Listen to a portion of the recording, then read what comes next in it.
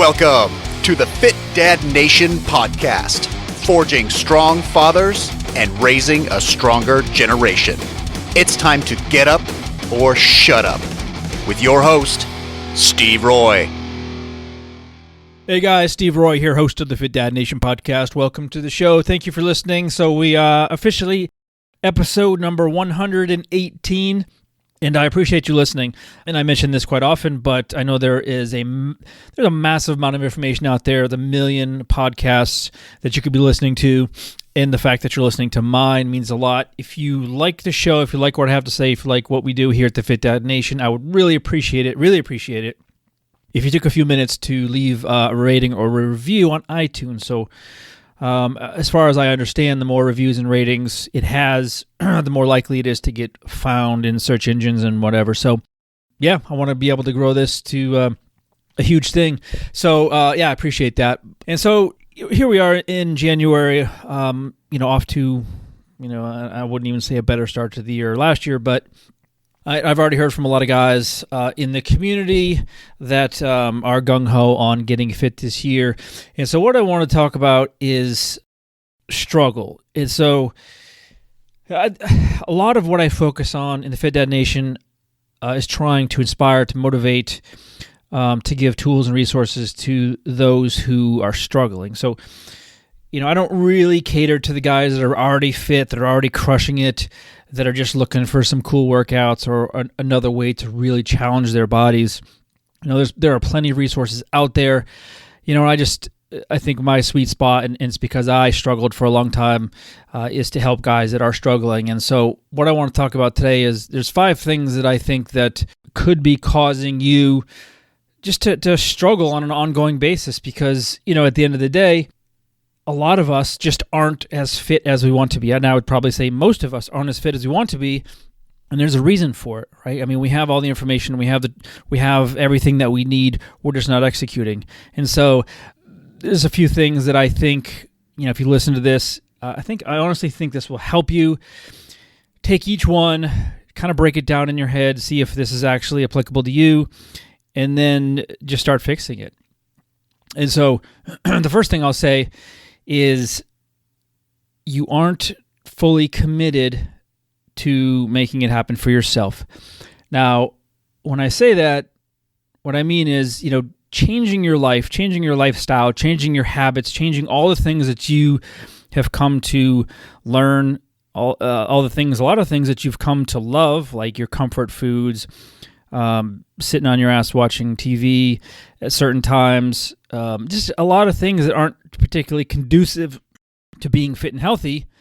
They're just part of our everyday lives, and I'm no different. And so it's a difficult thing to put that aside and honestly just commit to change, because change is scary, change is hard, it's uncomfortable, it's all of those things. And we're creatures of habit, and we're creatures of comfort. And so, it's tough. So we run back to the things that we know, that we like, that we love, when things get difficult, when things get uncomfortable, when you're out of your comfort zone type of stuff. And so unless you have an absolute, laser-focused commitment to change, there's a good chance that you're going to revert to your old ways and then go back to your old habits and basically go back to your old body, your old lifestyle. And that's just how it is. So one of the reasons that we do challenges, and we're just coming off of one of our 75 hard challenges, and there was one guy in particular, and we've had a number of success stories, but there was one guy in particular named Steve who he just was on it as far as, he started the challenge. He said, I'm all in. I'm going all in. No excuses. He's a single dad. He's a busy guy. But he was just telling himself there are no excuses. And he fully committed. So he showed up to all of our calls. He was one of the most active guys in our group. And every week we would do check-in photos, check-in weights, and his transformation over the course of 75 days was crazy. He wasn't a particularly big guy to begin with, but he ended up losing like 30 pounds of fat, and I think maybe 34, 35 pounds total.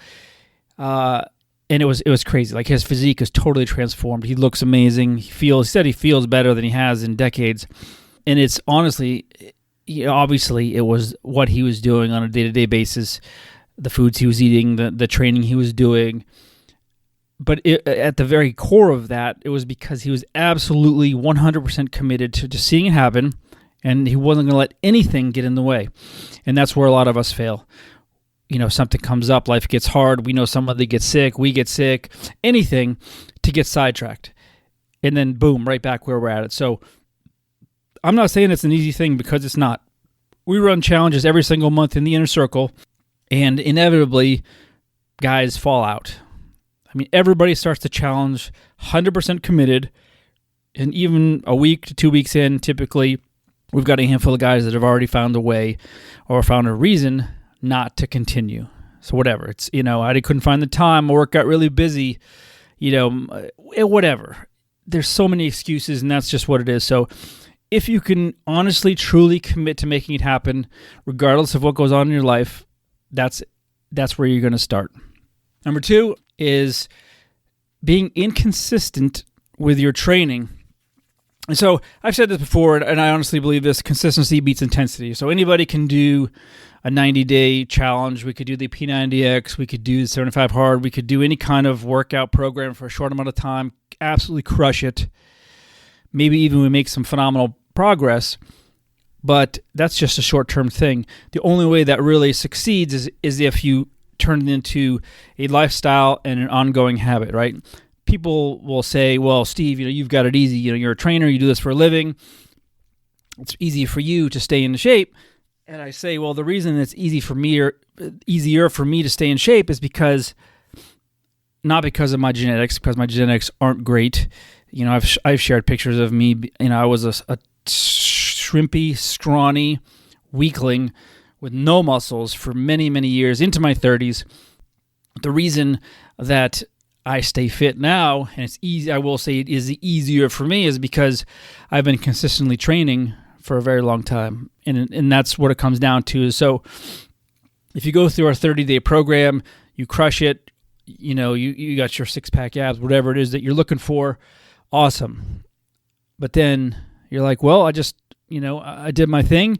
Now I'm going to go back to doing what I was doing before, which was, sporadically hitting the gym, kind of eating whatever you wanted, and all those habits that you had been working on are now out the window. And guess what happens? Your body slowly reverts back to where it was before. So I think that really the key, and there's no hack, there's no trick, there's no secret to success when it comes to being fit. It really comes down to a few basic things. And one of them is being just mind-numbingly boring, consistent with your training. And, when I say that means you don't need to go crazy with flashy exercises. You don't need a new workout every time. You need a solid strength training program at your core, right? 3 or 4 days a week of progressive strength training is fine. As long as you're changing up your program every, 6-8 weeks or so, you're constantly getting stronger, pushing yourself, and then adding in supplementary work, conditioning work, cardio, mobility, that kind of stuff. You can make progress for a very long time that way. But the problem is we don't do that because life. We're busy dads.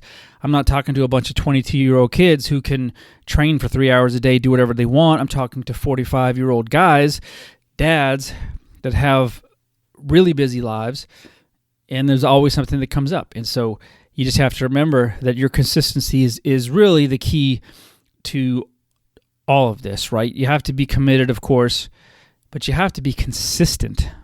Even if in your mind you weren't like, I'm going to do this if I die, I'm going to get through this. Now, you don't have to be like that.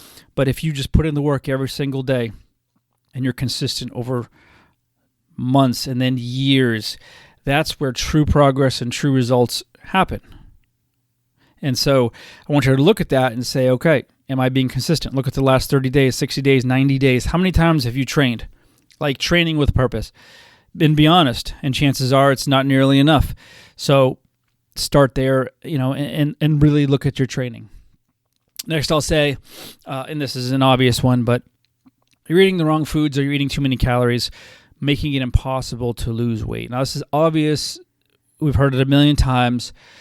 And I think probably the biggest thing here is we tend to overeat. Like, the quality of your food, of course, is important. But in theory, you could lose plenty of weight eating nothing but cheese puffs and Oreos as long as you're eating fewer calories than your body needs. Is that healthy for you? No, right? It's not, that's not going to work long term. You're going to feel like a piece of crap.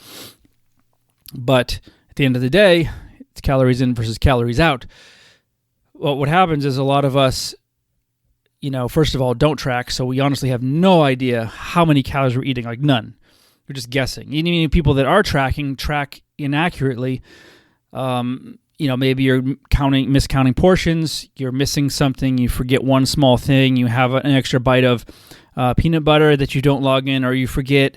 And then at the end of the day, you say, wow, I'm in a deficit. I still have 200 calories to go, right? When in fact, you're probably, 200 calories over. And then guess what? I don't know why the scale's not moving. Well, there's your answer, is because you're doing that on a consistent basis. And it turns out you're not in a deficit at all. You're in a surplus. And that's one thing you really have to look at. And I would suggest, honestly, if you've been, in your mind, doing the right things, training hard, eating quality foods, and you feel like you're eating in a calorie deficit, yet you aren't losing weight, you're not in a calorie deficit consistently. So I would tell you to start tracking. There's an article on my website. Just type in Fit Dad Nation, MyFitnessPal. It'll tell you everything you need to know about how to set up MyFitnessPal, how to use it, how to change your macros, all that stuff. Super simple. It's a free app. And so do that and track for 2 weeks and just try to be religious, about it. It's not exciting. I don't enjoy it at all. And I haven't counted calories for a while, but I have many times in the past. And it's not enjoyable. It's not fun, but it will, give you a pretty good look. And again, there's certainly some flaws with the system, but it'll give you pretty good idea of how many calories you're eating, and you need to know that. So, there's something called the Harris-Benedict formula, which is a formula that uses a couple of metrics from your body, your activity level. It'll give you a roundabout of how many calories you need for your goals. If your goal is to lose weight, you're going to do the calculation, and there's a bunch of free calculators. Just type in Harris Benedict calculator, free calculators that will show you how to figure out how many calories you need, because obviously if you track your calories, it only makes sense that you know how many you need to eat to reach your goals. So if you're trying to lose weight, you need to know how much of a deficit or how many calories you need to be eating to lose weight, and then start tracking. So do that.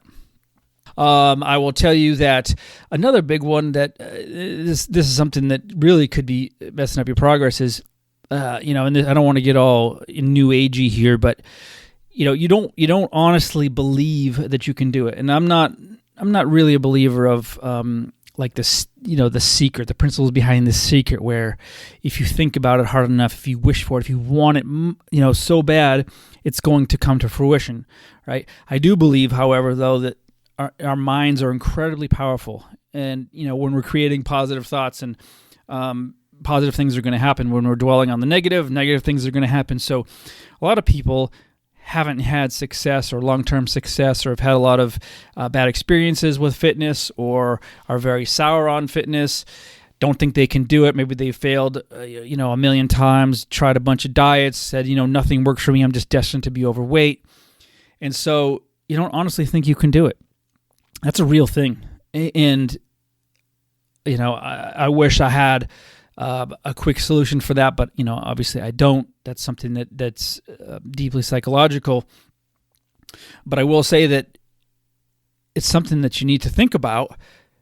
If that's you, seriously, you could be sabotaging yourself in ways that you might not even be thinking of. So I want you to think about that, because I can tell you without a shadow of a doubt, I've been doing this for a very long time. I've worked with people that have had really, really hard times losing weight, like really hard time, like problems with hormones, medications, different things. And I've seen kind of a wide spectrum of people going through emotions, and I've also seen people break through certain things that they really felt like I couldn't lose weight, or I couldn't get past this threshold, or I could never reach this weight, or I could never fit into these size pants. And it turned out not to be true. And once that happens, like a whole new world opens up. And so it's amazing. So look at that. Look at yourself and honestly ask yourself that, because it's a very real thing. And you're never going to get ahead. You're never going to get where you want to get, not just with fitness, but anywhere, if you honestly believe you can't do it. Right?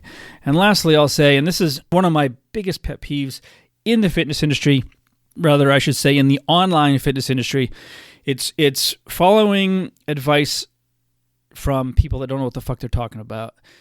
And this just fucking drives me crazy. And I don't want to go off a rant here. I mean, I can certainly rant about this, but it's too easy to get caught up in, number one, social media fitness. You're scrolling through your Instagram feed, come across, this really fit dude, and you're like, oh shit, look at this guy. I want to look like that. Oh, let me click his link here. Oh, his program's only $199. Oh, he's telling me that I can have 6-pack abs in 6 weeks. Okay, yeah, I'm gonna buy it. And then boom, you're thrown into this crazy, aggressive, program that may or may not be suitable for you, and end up either hurting you or forcing you to quit because it's just too much. Or another example would be, listening to your friend Bob, who at work said he's doing XYZ.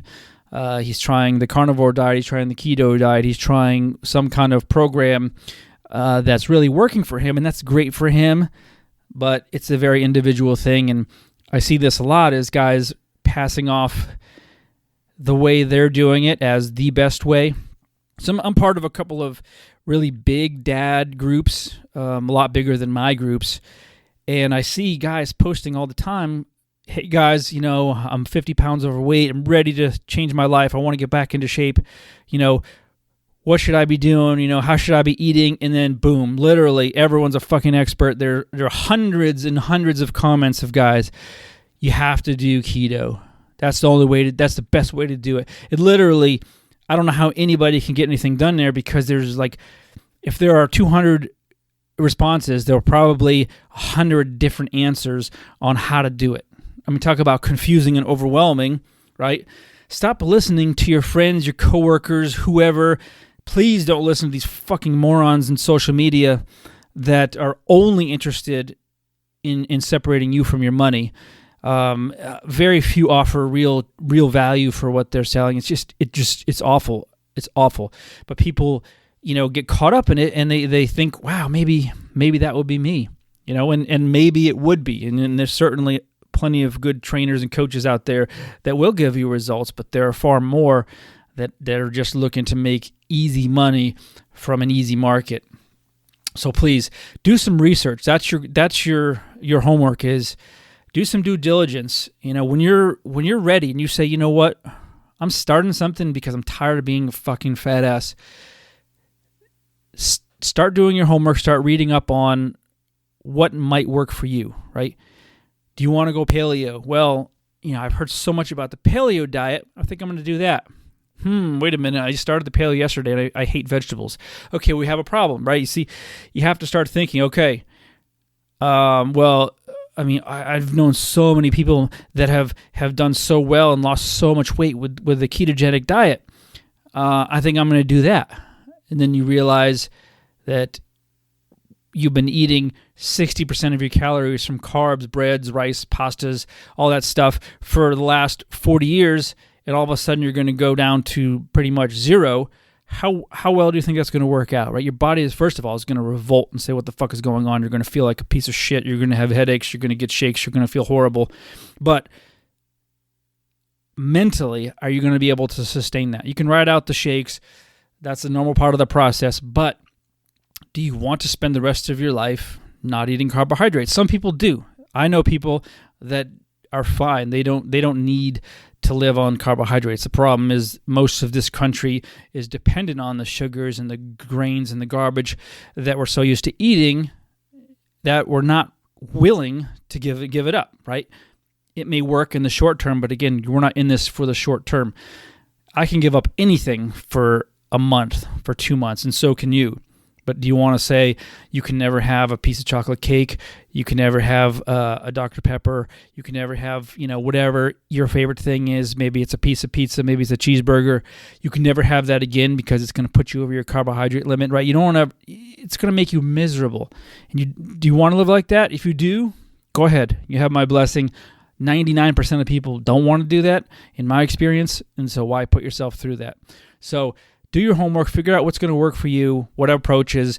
If you hate going to the gym, don't join a program that's going to force you into the gym for 2 hours a day because you're going to fail, because you're going to hate it, right? Find something that you love. Take some kind of class, have some fun, something that you actually enjoy doing, right? That's your goal. So anyway, guys, I hope this helped. My goal is always to get you guys moving.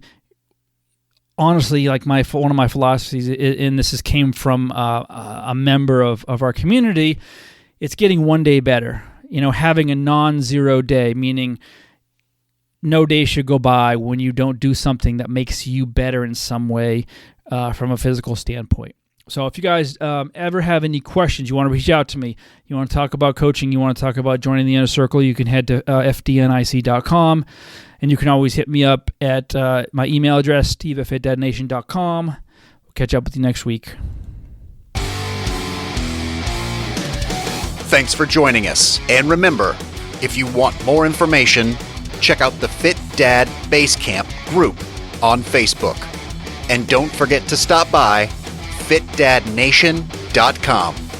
Until next time, keep kicking ass and taking the next step. You can do this, Dad.